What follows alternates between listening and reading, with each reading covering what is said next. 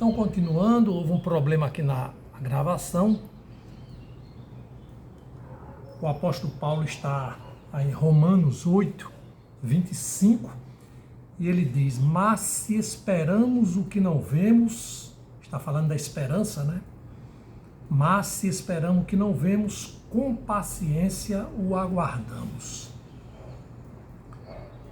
Deus vai fazer uma nova terra e esta criação sofrerá o fogo da ira de Deus. Os seus elementos serão desfeitos. Como sabemos, irmãos, da primeira vez a ação de Deus foi por meio da água.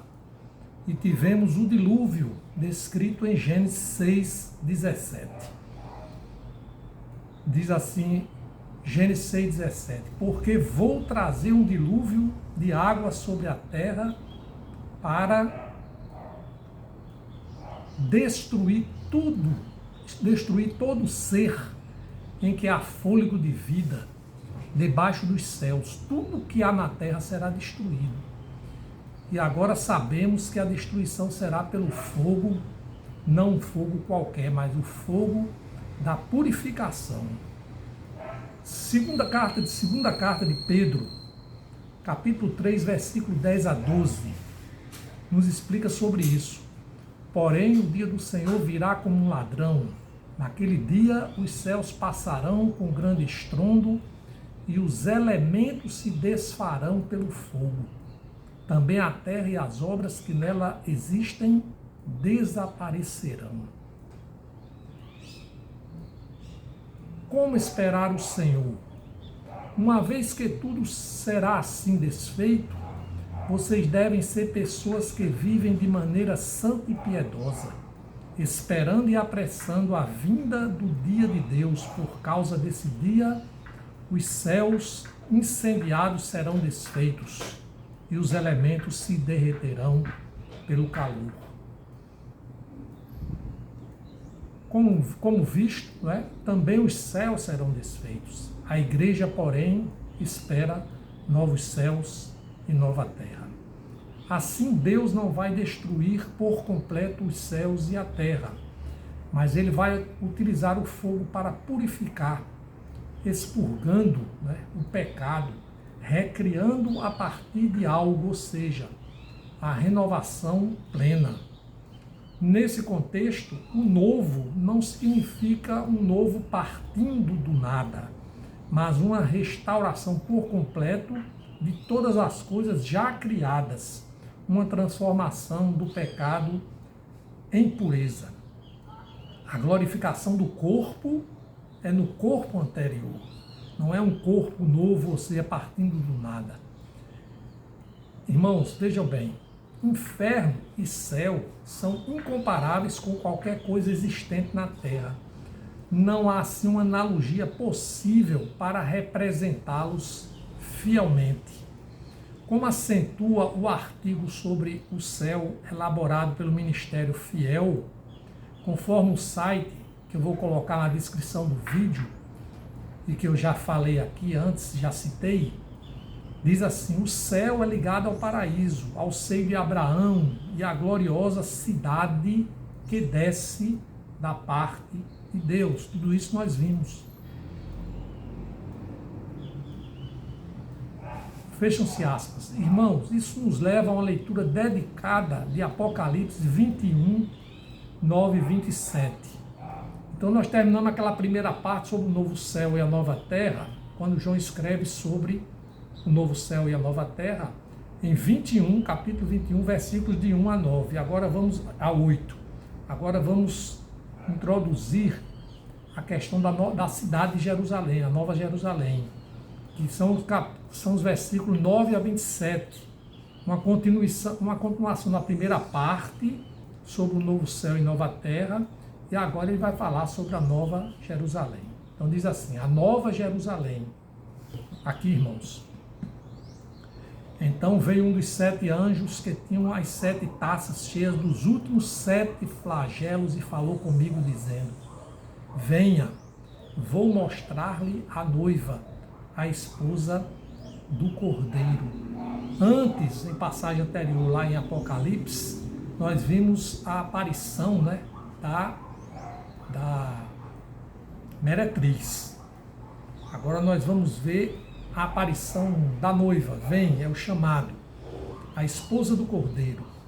E ele me levou no espírito a uma grande e elevada montanha e me mostrou a cidade santa, Jerusalém, que descia do céu da parte de Deus. Aqui João repete o que ele tinha dito antes.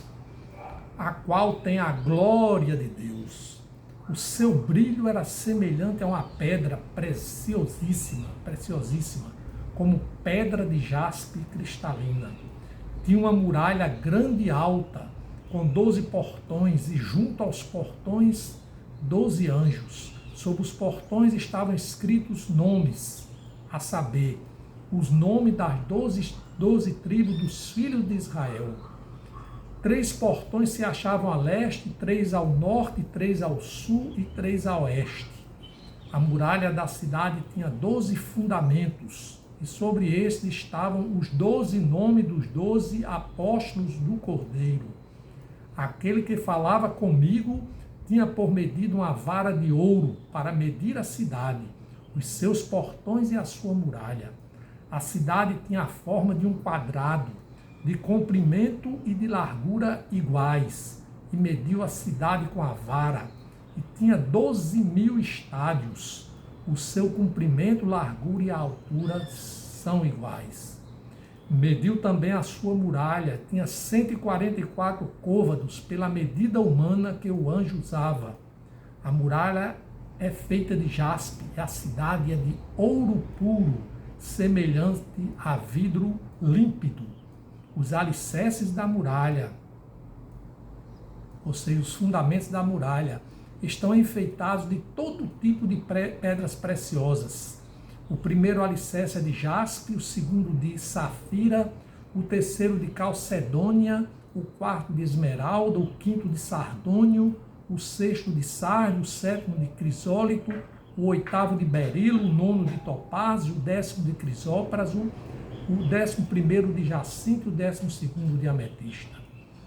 Os 12 portões são 12 pérolas, e cada um desses portões é feito de uma só pérola. A praça da cidade é de ouro puro, como vidro transparente. Não vi nenhum santuário na cidade, porque o seu santuário é o Senhor, o Deus Todo-Poderoso e o Cordeiro. A cidade não precisa de sol nem da lua para lhe dar claridade, pois a glória de Deus a ilumina e o Cordeiro é a sua lâmpada. As nações andarão mediante a sua luz, e os reis da terra lhe trazem a sua glória. Os seus portões jamais se fecharão de dia, pois nela não haverá noite. E lhe trarão a glória e a honra das nações. Nela não entrará nada que seja impuro, nem o que pratica abominação e mentira, mas somente os inscritos no livro da vida do Cordeiro.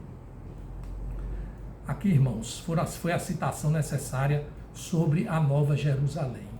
Importa esclarecer sobre se a Nova Jerusalém é uma realidade ou é uma menção simbólica. E sobre isso não temos uma resposta categórica. Há várias correntes acerca deste tema. Na Bíblia de Estudo NAA, Nova Almeida Atualizada, página 2388, observamos o seguinte comentário, abrem aspas, a Nova Jerusalém, a noiva pura do Cordeiro, como na manifestação da prostituta Babilônia, a meretriz, Apocalipse 17, 1 a 3, um anjo com uma das 7 taças ajuda João a ver a noiva, a esposa do Cordeiro. Ela é a cidade santa, Jerusalém. Alguns tomam isso como uma descrição literal da nova cidade. Outros a imaginam como um complexo simbólico da vida no céu do povo remido do Cordeiro. A cidade de Deus, Cântico Salmo dos filhos de Corá. Lá no livro dos Salmos, temos aqui, ó, grande é o Senhor, muito digno de ser louvado, na cidade do nosso Deus, seu santo monte. Hebreus 12 diz, pelo contrário, vocês chegaram ao monte Sião e à cidade do Deus vivo, a Jerusalém celestial e a milhares de anjos. Vocês chegaram à assembleia festiva, ou seja, à reunião dos remidos, à igreja dos primogênitos arrolados nos céus. Vocês chegaram a Deus, o juiz de todos, e aos espíritos dos justos aperfeiçoados, e a Jesus, o mediador da nova aliança, e ao sangue da aspersão, que fala melhor do que o sangue de Abel, lavado pelo sangue do Cordeiro. Irmãos, vamos agora à última parte desse estudo, lendo Apocalipse 22, o último livro mesmo da Bíblia, o último livro de Apocalipse, o último livro da Bíblia, é o último capítulo, 22, mas vamos ler apenas o versículo 1 a 5, que enfoca o cumprimento do plano de redenção, o fim da história, na verdade, o começo da eternidade na glória de Deus. Antes, recordemos Apocalipse 21, 5, 7, que disse assim: e aquele que estava sentado no trono disse: eis que faço novas todas as coisas. Lembra-se que nós citamos? Apocalipse 21, 5 a 7. E acrescentou: escreva, porque estas palavras são fiéis e verdadeiras. Disse-me ainda: tudo está feito. Eu sou o Alfa e o Ômega, o princípio e o fim. Eu, a quem tem sede, darei de graça da fonte da água da vida. O vencedor herdará estas coisas, e eu serei o Deus dele, e ele será o meu filho. Estou reprisando, né, esses versículos porque ele mostra exatamente que tudo está feito. Também traga à memória João 19:30, que diz assim: quando Jesus tomou o vinagre, disse: está consumado. Ali na cruz, Jesus disse: